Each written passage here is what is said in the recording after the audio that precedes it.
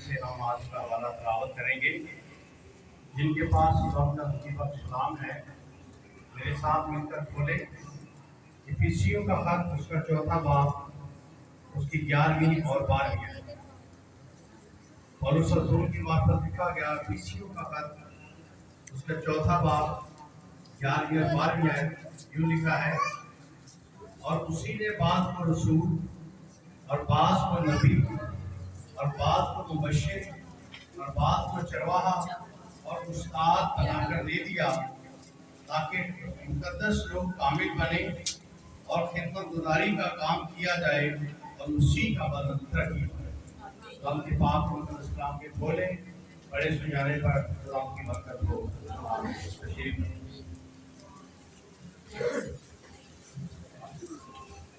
میری طرف سے آپ سب کو آج صبح کا سلام۔ پاسٹر جیمس مانا مدد کا پہنے کا چرچ پاکستان۔ آج کلام مقدس کا حصہ جو ہمارے سامنے پڑھا گیا، آج کا کلام کلیسیے کے حوالے سے ہوگا اور یہ بڑا اہم پیغام ہے جو آج ہم سننے جا رہے ہیں۔ کلیسیوں کے خط کا موضوع ہے کلیسیا، اور کلام مقدس یہ بتاتا ہے کہ پولس رسول نے یہ خط جب افیسیوں کی کلیسیا کو لکھا تو اس وقت کیا حالات تھے، کیا ضرورت تھی، اور کیوں اس کلیسیا کو خط لکھا؟ کیونکہ افسس میں اس نے ایک کلیسیا قائم کی جس پر اس نے بڑی محنت کی، اور جب روم کی قید میں تھا تو اس وقت اس نے اس کلیسیا پر خط لکھا، اور وہ اس کلیسیا کو دکھوں میں بھی نہیں بھولا۔ اس وقت وہ قید کی حالت میں ہے، لیکن اس قید کی حالت میں بھی وہ کلیسیا کو نہیں بھولا، بلکہ خط لکھ کر انہیں بہت سی باتیں یاد دلاتا ہے۔ یہ حصہ جو ہمارے سامنے پڑھا گیا، اس میں وہ کلیسیا میں خدمات کے بارے میں بیان کرتا ہے کہ کلیسیا میں کتنی خدمات ہیں۔ یاد میں لکھا ہے اسی نے بعض کو رسول، بعض کو نبی، بعض کو مبشر، چرواہا اور استاد بنا کر دے دیا تاکہ خدمت گزاری کا کام کیا جائے اور مسیح کا بدن ترقی پائے اور مقدس لوگ کامل بنے۔ اس حصے میں جو پولس رسول اس کلیسیا کو بتانا چاہ رہا ہے، وہ یہ بتانا چاہ رہا ہے کہ خدا نے کلیسیا میں 5 بڑی خدمات دی، اور یہ خدمات بڑی اہم۔ جب اس نے اس خدمات کو بیان کرنا شروع کیا تو سب سے پہلے وہ کہتا ہے کہ اس نے بعض کو رسول ہونے کے لیے چنا، بعض کو نبی ہونے کے لیے چنا، بعض کو مبشر ہونے کے لیے چنا، بعض کو چرواہا ہونے کے لیے چنا، اور بعض کو استاد ہونے کے لیے۔ اب یہ کلیسیا میں 5 خدمات ہیں، اور اگر ہم اپنا دائنا ہاتھ نکالیں اور ہم اس طرح سے کریں تو یہ 5 خدمات ہمارے اس ہاتھ پر آ سکتی ہیں ترتیب کے ساتھ۔ سب سے پہلی خدمت یہ انگلی ہے، اور یہ کیا ہے؟ رسول۔ دوسرا نبی، تیسرا مبشر، چوتھا چرواہا، اور 5واں استاد۔ اگر ہم اس طرح کریں تو یہ 5 خدمات کو ہم بڑی آسانی کے ساتھ گن سکتے ہیں۔ جو پہلی خدمت کلیسیا میں بیان کر رہے ہیں وہ ہے رسول، اور رسول کا مطلب ہے بھیجا ہوا۔ جس کو کسی خدمت کے لیے نئی جگہ پر بھیجا جائے اسے رسول کہا جاتا ہے۔ خدا یسوع مسیح نے اپنے بہت سے شاگردوں میں 12 رسول چنے، اور نہ صرف ان کو چنا بلکہ خدا یسوع مسیح نے انہیں خدمت کے لیے بھی بھیجا. وہ رسول تھے، وہ بھیجے گئے، نئی جگہوں پر گئے، وہاں خدمت کی اور کلیسیاں قائم کی. رسول جب کسی نئی جگہ جاتے تھے تو وہاں خدمت کرتے تھے اور کلیسیاں قائم ہوتی تھی. اور جب کلیسیاں قائم ہوتی تھی تو ان کلیسیوں کو وہ دوسرے خادموں کے سپورٹ کر دیتے تھے. آج کے دور میں اپنی کلیسیا میں دیکھیں کہ کیا ہماری کلیسیا میں رسول ہیں؟ کیا کلیسیا رسول ہونے کے لیے نئی جگہ پر خادموں کو بھیجتی ہے؟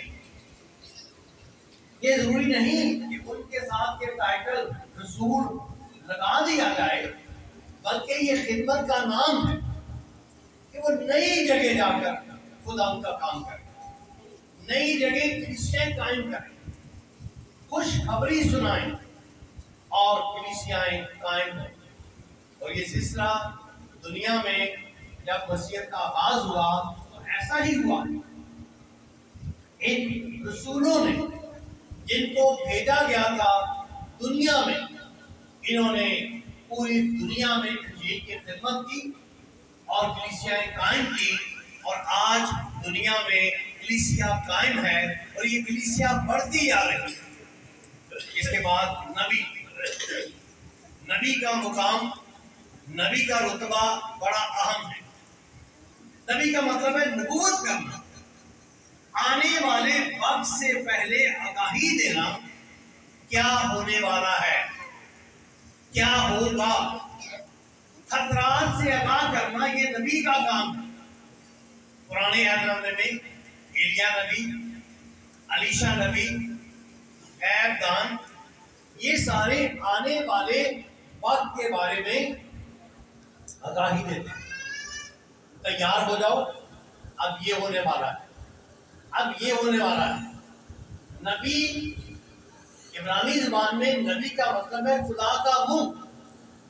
نبی اپنی طرف سے کوئی کبھی بات نہیں کرتا، نبی وہ بات کرتا ہے جو خدا اس کے منہ میں ڈالے. اور نبی کی خدمت کی پہچان یہ ہے کہ نبی اپنی ذات میں کوئی فیصلہ نہیں کرتا، کوئی بات نہیں کرتا جب تک خدا اسے نہ کہے. ایمان کی کتاب میں لکھا ہے کہ مبشر فلپس کی 4 بیٹیاں کماری تھیں اور وہ نبوت کرتی.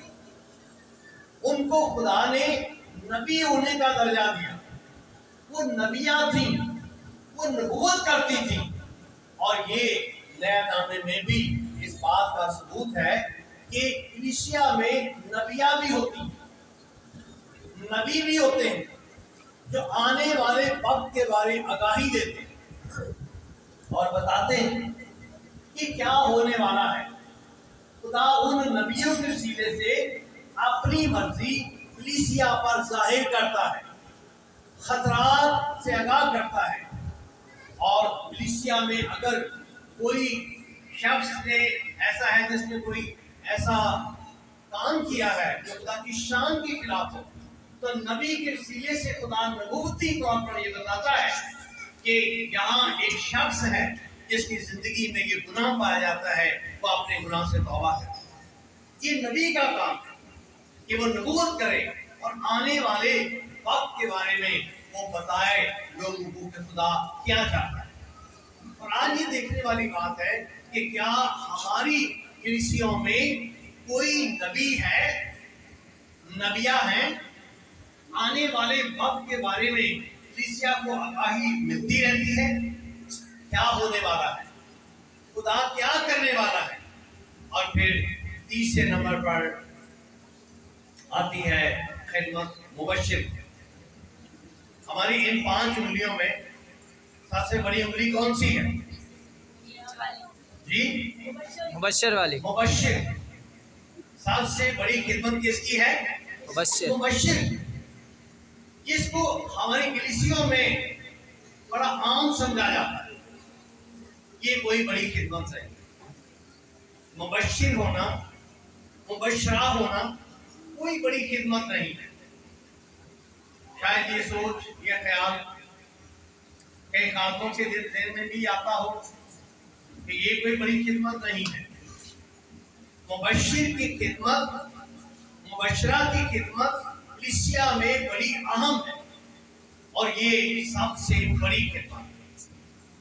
अब यहाँ पर थोड़ा सा ये भी बताना चाहता हूँ कि मुबश्शिर और मुबश्शिर में फर्क है। मुबश्शिर और मुबश्शिर में फर्क है। हम कहते हैं हम मुबश्शिर हैं या मुबश्शरा हैं, लेकिन मुबश्शिर का मतलब है जिसकी बिशारत दी जाए। मुबश्शिर वो है जिसकी बिशारत दी जाए और वो यीशु है। मुबश्शिर यीशु है जिसकी बिशारत दी जाए जा रही है। और मुबश्शिर जब शीन के नीचे ज़ेर आती है तो ये मुबश्शिर बन जाता है। और मुबश्शिर का मतलब है बिशारत देने वाला। मुबश्शिर और मुबश्शिर में फर्क है। और ये ज़ेर ज़बर पेश से अराब से तलफ़्फ़ुज़ और इसका मतलब फर्क हो जाता है। मुबश्शिर यीशु इसकी बिशारत दी जा रही है। मुबश्शिर बिशारत देने वाला, मुबश्शिरा बिशारत देने वाली। और कलीसियों में ये बड़ी अहम बात है कि खिदमत को जाना और पहचाना जाए। और मुबश्शिर की खिदमत इसलिए बड़ी अहम है कि वो कलीसिया ही में खिदमत नहीं करता या करती, वो बाहर नई जगहों में भी जाता है, दूसरी कलीसियाओं में भी जाता है, वो खुदाम की खिदमत करते हैं। नई जगहों पर जाकर वो खुदाम की खिदमत करते हैं। हम जब अपने बाइबल स्कूल से फारिग तहसील हुए, हमें सबसे पहले जो टाइटल मिला वो मुबश्शिर का था कि आप मुबश्शिर हैं। आप नई जगह पर जाकर कलीसिया बनाएं, आप नई जगह पर जाकर खिदमत करें। और जब आपकी खिदमत मुवस्सर होगी, आपके वसीले से कलीसिया कायम हो जाएगी, तो फिर आपको वहां पर चरवाहा यानी पास्टर, पासवान की खिदमत के लिए ऑर्डेन किया जाएगा। तो मुबश्शिराना खिदमत कोई आम खिदमत नहीं है। हमें अपनी कलीसिया में भी जानना पहचाना चाहिए कि हमारी कलीसिया में किस किस के पास क्या खिदमत है। क्या मेरी इस बहन के पास मुबश्शिराना खिदमत है? मेरे भाई के पास मुबश्शिर की खिदमत है? कलीसिया में अगर मुबश्शिर या मुबश्शिरा ज्यादा हो जाए तो कोई नुकसान की बात नहीं। मुबश्शिर या मुबश्शिरा अगर ज्यादा हो जाए तो पास्टर के खिलाफ नहीं होते। शायद ये सोचा जाए कि अगर मुबश्शिर या मुबश्शिरा ज्यादा हो जाएंगे तो पास्टर को नुकसान होगा, कलीसिया को नुकसान होगा। नहीं, कलीसिया बढ़ेगी। मुबश्शिर के वसीले से, मुबश्शिरा के वसीले से जब वो खिदमत करेंगे, नई जगह पर जाएंगे, गवाही देंगे, खुदा का काम होगा, तो खुदा का काम बढ़ेगा, खिदमत चमकेगी। और फिर ये मदर चर्च होगा और जहां वो नई कलीसिया कायम कर रहा है ये उसकी ब्रांच होगी। इसलिए हमारी कलीसियों में मुबश्शिर भी है और मुबश्शिरा भी है। खुदा का शुक्र हो।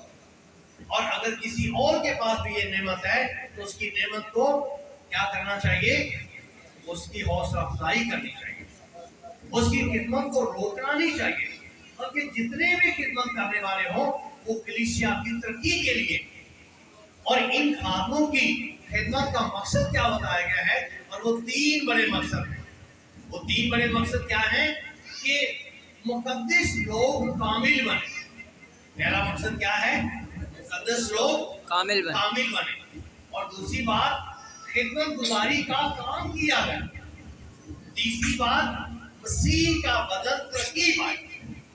इन खातों की खिदमत मुयस्सर होने के लिए ये तीन बड़े पहलू हैं, ये तीन बड़े काम हैं, ताकि मुबश्शिर खुदा की खिदमत करें, खादिम खुदा की खिदमत करें, कलीसियाएं बढ़े, कलीसियों में बेदारी पैदा हो और खुदा के नाम को इज्जत और जलाल मिले। और फिर चौथी खिदमत किसकी है? चरवाहा। चौथी खिदमत चरवाहा। चरवाहे का काम क्या है? भेड़ों को चराना। चरवाहा एक पासबान है। चरवाहा कलीसिया में खिदमत करता है, लोगों को संभालता है। और चरवाहे की खिदमत भी बड़ी अजीम खिदमत। सारी कलीसिया को संभालना, देखना, मैनेज करना, अपनी कमेटी को देखना, मेंबरान को देखना, बीमारों को देखना, विजिट करना, कलीसिया के सारे इंतजाम को सुपरवाइज करना, ये एक चरवाहे और ये एक पासबान का काम है। और ये खिदमत भी बड़ी अजीम और बड़ी अहम खिदमत है और बड़ी जिम्मेदारी की खिदमत है। बाइबल मुझे बताती है कि मैं और आप भेड़ों की माने, और चरवाहा अपनी भेड़ों के लिए अच्छी अच्छी चरागाहों पर उनको ले जाता है और राहत के चश्मों के पास उनको ले जाता है। कि चरवाहा और भेड़े इनका आपस में गहरा ताल्लुक। चरवाहा अपनी भेड़ों की फिक्र करता है, सादा खुराक उनको देने की कोशिश करता है, अच्छी अच्छी जगह उनके लिए चुनता है और ऊंचे ऊंचे दरख्तों से एक लंबे छड़ के साथ वो टहनियां काट के ताजा पत्ते, ताजा टहनियां उनके आगे रखता है कि मेरी भेड़ें अच्छी मजबूत हो। और जितनी अच्छी मजबूत भेड़ें होंगी उतना ही अच्छा उनकी जिंदगी में अच्छी चीजें अमल होगा। वो अपने चरवाहे के लिए भेड़ें ऊन देती हैं, दूध देती हैं, गोश्त देती हैं और ये अपने चरवाहे के लिए वफादार है। बाइबल में लिखा है कि चरवाहा आगे आगे चलता है और भेड़ें उसके पीछे पीछे पीछे पीछे चलती है। और हमारे माशरे में क्या है? भेड़ें आगे आगे, चरवाहा पीछे पीछे। बाहर के ममालिक में चरवाहा आगे होता है और भेड़ें पीछे पीछे पीछे होती हैं। और हमारे माशरे में यहाँ ये है कि भेड़ें आगे होती हैं, चरवाहा पीछे होती है। लिखा है वो अपने चरवाहे की आवाज पहचानती है, उनको नाम नाम अपने पास बुलाता है। चरवाहे का और भेड़ों का आपस में एक गहरा ताल्लुक है और चरवाहा अपनी भेड़ों को जानता पहचानता है, उनकी फिक्र करता है कौन सी बीमार है, किसको किस चीज की जरूरत है। और चरवाहा कभी अपनी भेड़ों के लिए लापरवाह और बेफिक्र नहीं होता। और रात के पैरों में उठ उठ कर अपनी भेड़ों के लिए दुआ करता है। रात के पैरों में उठ उठ कर एक एक को याद करता है, उसे नींद नहीं आती, वो अपनी भेड़ों के लिए फिक्रमंद होता है। और ये खिदमत चरवाहे की खिदमत, ये पासवान की खिदमत बड़ी अहम है। जो चरवाहे अपनी अपनी कलीसियाओं में खिदमत करते हैं, पासवानी खिदमत करते हैं, वह चरवाहे की खिदमत करते हैं, ये खिदमत बड़ी अहम खिदमत। और इसके बाद पांचवी खिदमत है उस्ताद। हमारी इन 5 उंगलियों में सबसे उंगली कौन सी छोटी है जी? ये सबसे 5 उंगलियों में, 5 हाथों में ये सबसे छोटा है, वो ये है उस्ताद। हमने यहाँ से शुरू किया, रसूल, फिर नबी, फिर मुबश्शिर, फिर चरवाहा और फिर उस्ताद। देखिए उस्ताद सबसे छोटा आपको नजर आ रहा है, उस्ताद सबसे छोटा नजर आ रहा है, लेकिन इसकी खिदमत बड़ी अहम। उस्ताद का काम है तालीम देना, उस्ताद का काम है लोगों को मजबूत करना।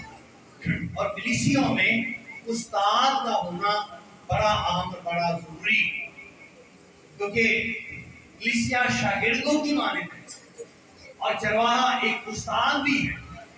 और जरूरी नहीं कि चरवाहा उस्ताद भी हो, उस्ताद और भी हो सकते हैं। कलीसिया में सिखाने वाले जो ट्रेनिंग करते हैं, जो बाइबल को सीखते हैं, जिनको खुदा ने सिखाने की नेमत दी है, ये उस्ताद है। और उस्ताद की खिदमत बड़ी अजीम खिदमत है, बड़ी अहम खिदमत है। और कलीसियाओं में उस्ताद हमेशा मजबूत तरीके के साथ तालीम देते हैं, सिखाते हैं।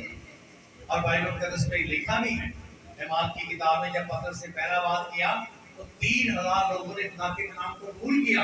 اور پترس رسول فرماتے ہیں کہ یہ رسولوں سے تعلیم پانے، رفاقت رکھنے، روٹی توڑنے اور دعا کرنے میں مشغول رہے. تعلیم پانا ضروری ہے کلیسیا کے ایک فرد کے لیے، ساری کلیسیا کے لیے. تعلیم پانا اور تعلیم دینا استاد کا کام. استاد تعلیم دیتا ہے، اسے یہ ضرورت ہے کہ میری کلیسیا کو کس تعلیم کی ضرورت ہے. اس وقت بہت سی تعلیمیں ہیں، لیکن کیا میری کلیسیا کے لیے کوئی تعلیم خطرناک تو نہیں؟ اس کے بارے اپنی کلیسیا کو آگاہ کر، جیسے بپتسمے کی تعلیم، تثلیث کی تعلیم اور جو ضروری تعلیمات ہیں کلیسیا کی مضبوطی کے لیے، استاد کو تعلیم دے کر اپنی کلیسیا کو مضبوط کرتا ہے. اور پھر وہ 3 مقاصد جن کے لیے خدا نے ان 5 خدمات کو چنا ہے، وہ ان کا مقصد 12ویں آیت میں ہے. یہ لکھا ہے مقدس لوگ کا عمل. مقدس لوگ، دوسرے لوگ نہیں، جو مقدس ہیں، جو پاک کیے گئے ہیں، جو یسوع مسیح کے خون سے دھل گئے ہیں، وہ کامل. ہم کامل نہیں ہیں، لیکن کاملیت کی راہ پر ہم چلنے کی کوشش کر رہے ہیں. ڈیلیوس یونانی زبان کا ایک لفظ استعمال ہوتا ہے جس کا مطلب ہے بالغ ہونا. کامل بنو جیسے تمہارا آسمانی باپ پاک ہے. کامل بننا، بالغ ہونا، اور یہ بڑا اہم اور بڑا ضروری ہے. مقدس لوگ بالغ بنے، کیونکہ مقدسوں میں بھی بہت سے لوگ نابالغ ہوتے ہیں.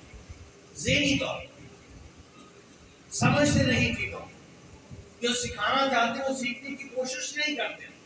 لیکن ان 5 خدمات کا مقصد کیا ہے کہ مقدس لوگ کامل بنے. اور دوسری بات ہے خدمت گزاری کا کام کیا. جب تک یہ خادم خدمت گزاری کا کام نہیں کریں گے، خدمت نہیں ہوگی. یہ 5 خادم کلیسیا کو دینے کا مقصد یہ ہے کہ خدمت کی جائے، خدمت گزاری کی جائے. اور خدمت بڑی اہم بات ہے. خدمت کرنا یہ بڑی اہم بات ہے. خدا یسوع مسیح نے فرمایا کہ ابن آدم اس لیے نہیں آیا کہ خدمت لے، بلکہ خدمت کرے اور اپنی جان بتیروں کے لیے فدیے میں دے دے. ان خادموں کا دینا کلیسیا کو خدا کا مقصد یہ ہے کہ کلیسیا میں خدمت گزاری کا کام، خدمت کی جائے. اور خدمت کرنے سے کیا ہوگا؟ تیسرا مقصد کیا ہے؟ مسیح کا بدن ترقی. مسیح کا بدن ترقی. ہم سب مل کر مسیح کا بدن، ہم فردن فردن آزاد ہیں. ایک بدن میں بہت سے اعضاء. اگر آنکھ کہتی کہ میں بدن ہوتی تو پورا جسم آنکھ ہی آنکھ ہوتی. اگر منہ کہتا کہ میں بدن ہوتا تو پورا بدن منہ ہی منہ ہوتا. خدا نے ایسے عجیب طریقے سے انسان کو بنایا ہے. جس جگہ خدا نے جس چیز کو لگایا ہے وہ بڑی خوبصورت ہے.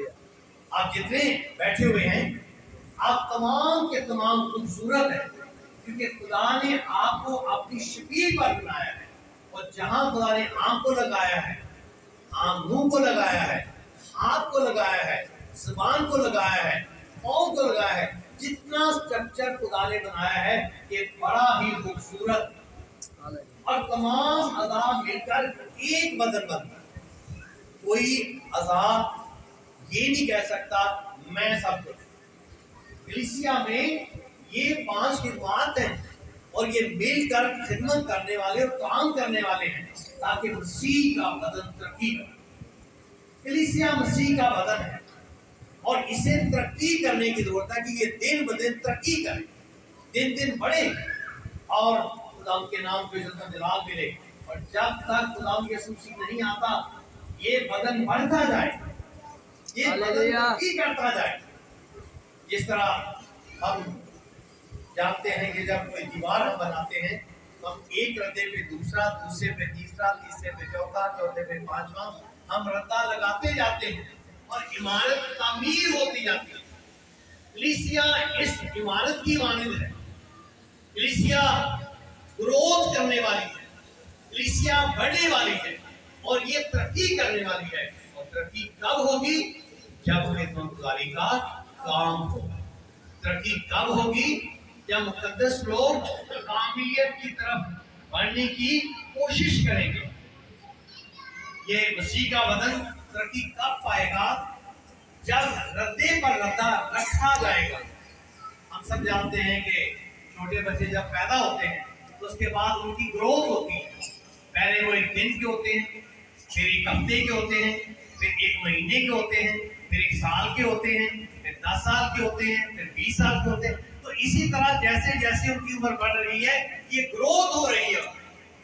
हमारी इस कलीसिया को और हमारी कलीसियाओं को मसीह में फारिग होने की जरूरत है, मसीह में मजबूत होने की जरूरत है और तरक्की करने की जरूरत है। और तरक्की तब होगी जब ये खादिम जो कलीसिया में खिदमत गुजारी का काम करते हैं, ये करते जाएंगे। रसूल अपनी खिदमत करेगा, नबी अपनी खिदमत करेगा, मुबश्शिर अपनी खिदमत करेगा, चरवाहा अपनी खिदमत करेगा, उस्ताद अपनी खिदमत करेगा। तो मसीह का बदन क्या पाएगा? तरक्की पाएगा।